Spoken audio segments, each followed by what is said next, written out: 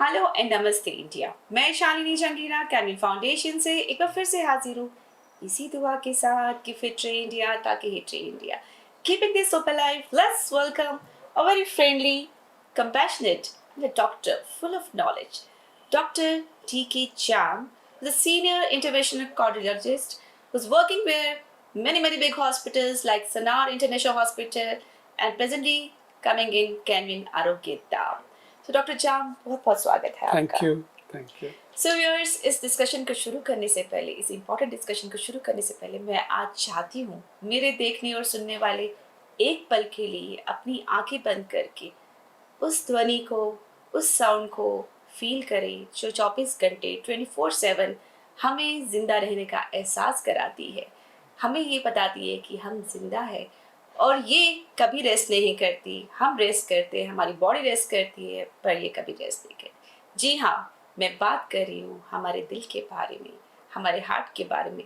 But ये भी एक मशीन है, कभी ना कभी तो रुकेगी, पर कभी ना रुके और टाइम से पहले हम इसको बचा सके, इसी में एक पल आता है जिसे कहते हैं हमारे सुनहरे दिल के लिए एक सुनहरा पल, golden hour the heart attack.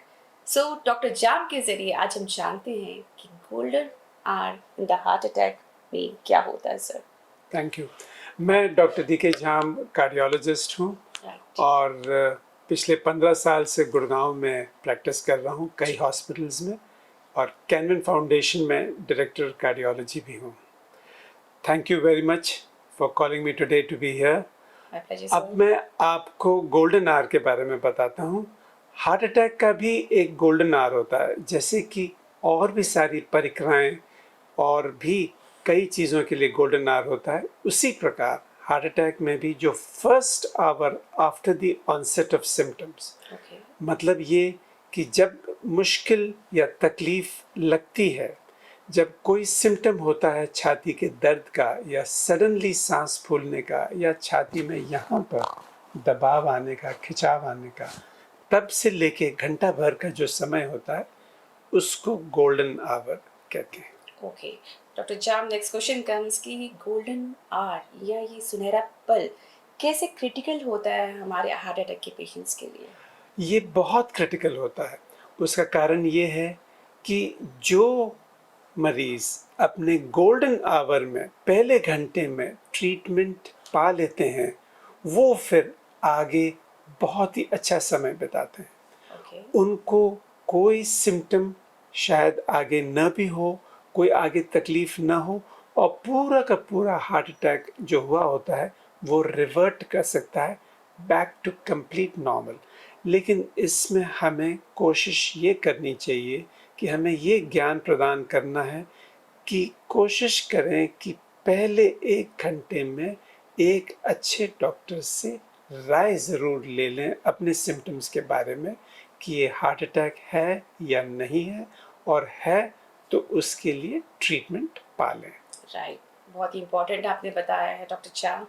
But हमारे व्यूअर्स को ये भी जानना ज़रूरी है, क्योंकि हमें यही नहीं पता कि हार्ट अटैक जब आते हैं या दिल का दौरा जब पड़ता है तो क्या साइन एंड सिम्टम्स हमारी बॉडी में आते हैं जिसको आइडेंटिफाई हम कर सके और इस गोल्डन आवर को पहचान सकें। सही, बिल्कुल ठीक, क्योंकि ये बहुत ज़रूरी है कि हमें अगर हार्ट अटैक होता है तो उसके सिम्टम्स के बारे में पता होना चाहिए।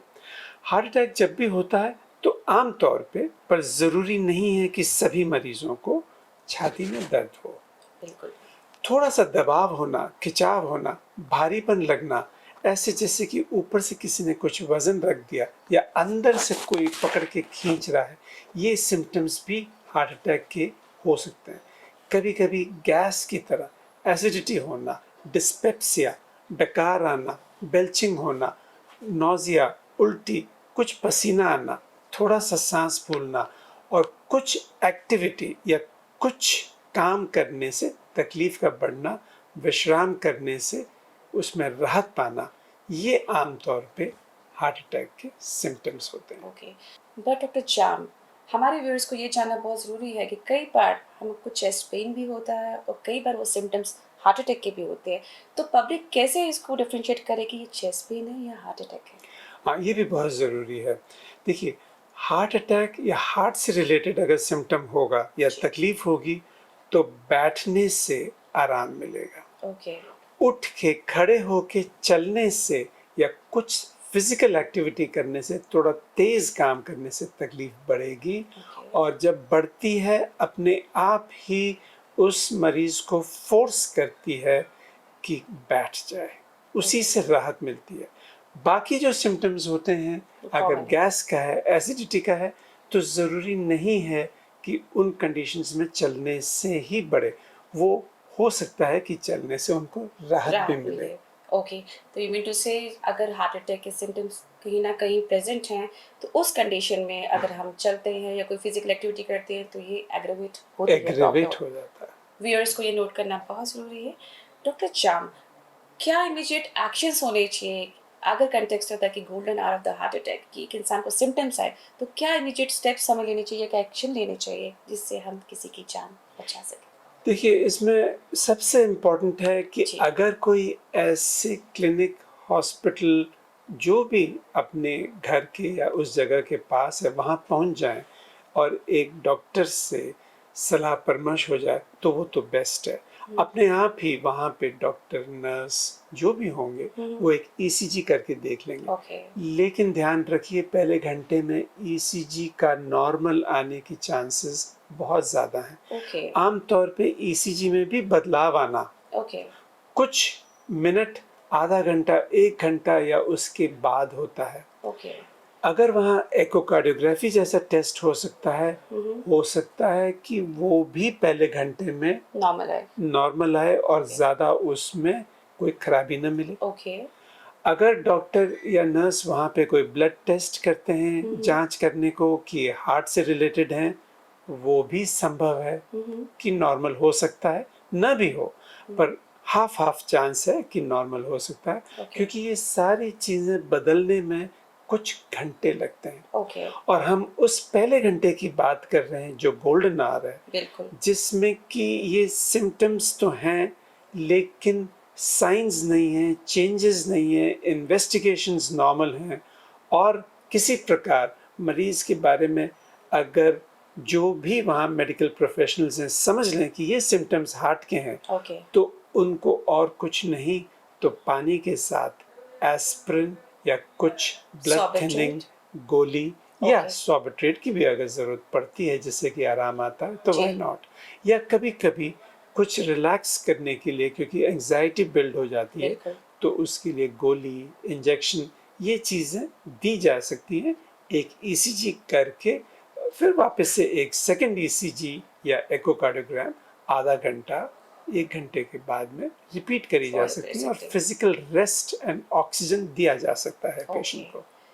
here comes the next question, doctor चाम, कि timely treatment during the golden hour, जो हमारा पहला घंटा होता है, अगर उसमें टाइमली हमने ट्रीटमेंट दे दी तो हम कैसे ओवरऑल आउटकम को बचा सकते हैं या एक अच्छी रिकवरी दे सकते हैं? हाँ, बहुत ज़रूरी है। मैं बस एक ही लाइन बोलूँगा, जी टाइम इज़ मसल। यस इसी से आप सब लोग समझ जाएंगे कि जितना जल्दी ट्रीटमेंट शुरू कर दिया उतना हार्ट की मसल प्रिजर्व्ड रहेगी। बिल्कुल हार्ट की नाड़ियों में अगर कहीं कोई ब्लॉकेज है जिसके कारण ये तकलीफ हुई या उस नाड़ी में रुकावट हुई, हो सकता है कि 90%, 95%, 99%, 100% भी रुकावट आ सकती है। ये सारी चीज़ें ठीक करी जा सकती हैं एक सिंपल एंजियोग्राफी से, followed by an immediate primary angioplasty if required. और भी बाकी दो नाड़ियों में अगर कोई तकलीफ है, ब्लॉकेज है, सब कुछ ठीक किया जा सकता है। लेकिन अगर हार्ट की मसल को लॉस हो गया, डैमेज हो गया, कमज़ोर हो गई, उसका रिपेयर नहीं है। वो एक परमानेंट लाइफ लॉन्ग स्टिग्मा या तकलीफ रही जाती है। ओके, तो फिर इस विषय में आप आगे हमारे व्यूअर्स को, हमारी जनता को, बिकॉज वी आर लाइव, आप क्या गाइडलाइंस देना चाहेंगे, आप कैसे एडुकेट करना चाहेंगे कि पब्लिक इससे ज़्यादा अवेयर रहे और इस पल का भरपूर फ़ायदा उठा सके? तो उसके लिए ये है कि जितना कोशिश कर सकते हैं हार्ट की प्रॉब्लम ही ना हो। बिल्कुल अपना शुगर, अपना ब्लड प्रेशर बीच बीच में हर 3 से 4 महीने में एक बार कोलेस्ट्रॉल लेवल चेक करा लें। अगर ठीक है तो बहुत ही अच्छा है, और अगर नहीं तो एक फिजिशियन को, कार्डियोलॉजिस्ट को, कोई डॉक्टर को सलाह परामर्श करके ये देख लें कि उसके लिए कोई दवाई की ज़रूरत है या नहीं। जी हाँ। फिजिकल एक्टिविटी पूरी करें, दिन में आधा घंटा या तो व्यायाम करें, एक्सरसाइज करें, cycling, swimming, jogging, brisk walking, all these are good exercises. और इनके अलावा स्मोकिंग, टोबैको, इनसे दूर रहे। पूरे प्रकार दूर रहें, और अल्कोहल ये सब अगर लेते हैं तो माइल्ड टू मॉडरेट क्वांटिटी में रखें। ब्यूटीफुल इंफॉर्मेशन डॉक्टर जाम, आपके ज़रिए हमने आज ये जाना, मैंने ये जाना, मेरे व्यूअर्स से जाना कि हमारे हार्ट अटैक से आने से पहले हमारे पास एक पल होता है, सुनहरा पल, जो golden hour of the heart attack कहते हैं, कि जिससे अगर हम सिम्टम्स और उसके लक्षणों को पहचाने तो हम समय रहते अपने आप को या अपने करीबी लोगों को बचा सकते हैं। बाकायदा हम टाइम पे डॉक्टर को दिखाएं, और जैसे डॉक्टर जाम ने बताया है कि हम अपने सारे रेगुलर चेकअप्स कराते रहे, अपना बीपी, शुगर, अपने डायबिटीज़, अपने कोलेस्ट्रॉल लेवल्स को चेकअप कराते रहे, और फिजिकल एक्टिविटीज़ को कंटिन्यू रखें और एक हेल्थी लाइफस्टाइल को फॉलो करें। डॉक्टर जाम ने शायद ये भी बताया है, बॉडी वेट को भी कंट्रोल करके बिल्कुल, रखें, आपको ओबेसिटी ताकि को कंट्रोल डाइट करना एंड है। एक्सरसाइज एंड फिजिकल एक्टिविटी ये मोर इम्पॉर्टेंट है। Of course smoking and tobacco से टोटली एब्सटेन करें, और इसके अलावा शुगर, बीपी, आई थिंक हम कोलेस्ट्रॉल। हर बीमारी के पीछे एक राज कहते हैं कि राज है obesity, which is the main culprit behind it. और हमारा जो लाइफस्टाइल आजकल बना हुआ है, सेडेंटरी लाइफस्टाइल, उसको छोड़ें, नियमित रूप से एक्सरसाइज करें, एक हेल्दी लाइफस्टाइल जिए, अपना हेल्दी खाना खाएं, हमेशा की तरह अच्छा खाएं, संतुलित खाएं, समय पे खाएं, अच्छी नींद लें, और सबसे ज़्यादा ज़रूरी स्ट्रेस से दूर रहें और स्ट्रेस को दूर रखें। So viewers, keep smiling, stay connected with Canvin to stay healthy. Thank you, Dr. Jam, for giving your precious you. time Thank and you. sharing knowledge with us. Thank you. Thank you, viewers. Thank you.